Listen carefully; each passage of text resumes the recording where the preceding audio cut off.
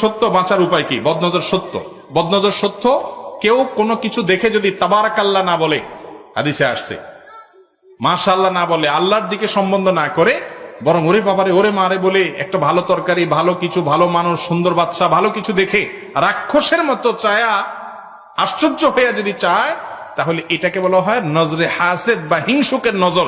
এই হিংসুকের নজরের কারণে ওই ব্যক্তি বা বস্তু ক্ষতিগ্রস্ত হতে পারে। এটা স্পিরিচুয়াল এবং আধ্যাত্মিক একটা বিষয়, যেটা বাহ্যিকভাবে বোঝা যায় না।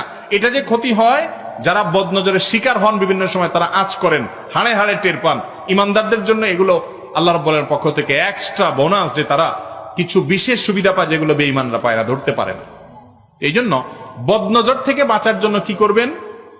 বাচ্চারে বদনজর থেকে বাঁচার জন্য এখানে একটা কালো টিপ দিবেন, ঠিক আছে না? একটা কালো তাগি বাঁধবেন, গলা একটা, হাতে একটা। এগুলা করলে কোনো লাভ নাই। এমনি বাচ্চা ফুটফুটে সুন্দর, সেজন্য আপনি একটা কালো টিপ দিচ্ছেন যে সুন্দর দেখা যাবে, সেটা দেন, সেটা আপনার ব্যাপার। কিন্তু এটা দিলে বদনজর লাগবে না এমন কোনো কথা নাই। আমার দেশে যে কত কাহিনী মানুষ করে, ওই যে আপনার খেতে মাটির হাঁড়ির পিছনে কালি মাখি খাড়া করাই দেয়, আছে না নাই? চুন মাখি খাড়া করাই দেয়। আবার ওই যে আপনার গরুর হাড্ডি এগুলা ঝুলে রাখে, তাহলে বদনজর হবে না। এগুলো অযথা কথা। বদনজর থেকে বাঁচার জন্য কেউ কোনো কিছু দেখে যদি বলে ওরে বাবারে এত সুন্দর, বলবেন যে মাশাআল্লাহ বলো, তাবারাকাল্লাহ বলো। যদি সে মাশাআল্লাহ তাবারাকাল্লাহ বলে, মাশাআল্লাহ বলে, ইনশাআল্লাহ বদনজর লাগবে না। এটা হলো ঔষধ।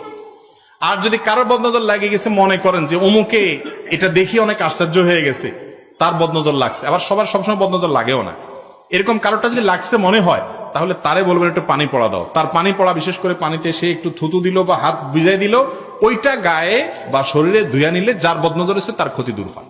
এটাও হাদিস দ্বারা প্রমাণিত। এরপরে প্রশ্ন হলো, মসজিদে ছোট বাচ্চারা আসলে যদি কথা বলে বা হাসে, নামাজের পরে কি তাদের ধমক দিয়ে বের করে দেওয়া উচিত হবে? না, মোটেই উচিত হবে না, জায়েজ হবে না।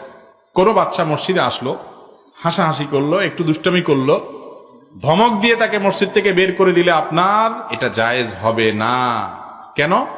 কারণ ছোট বাচ্চা, আল্লাহ তাআলা পর্যন্ত তার কি করেন নাই, কোনো হিসাবের খাতা এখনো খোলেন নাই। আপনি আল্লাহরও চাইতেও কঠোর হয়ে যাবেন। আল্লাহ সৃষ্টিকর্তা, আপনি তো সৃষ্টি, আপনি কে? আল্লাহর ঘর, আল্লাহ পর্যন্ত তার গুনার খাতা লেখেন, আপনি ধমক দিয়ে বাইর করে দেওয়ার কে?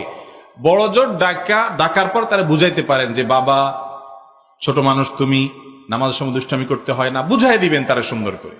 বুঝানোর পরে আবারও দুষ্টামি করে, করুক, আবার সহ্য করবেন। একটু ভালো করে শুনে রাখেন, ছোট পোলাপানের দুষ্টমি নামাজের মধ্যে এটা সহ্য করাটা সুন্নত। এটা সহ্য করাটা কি সুন্নত।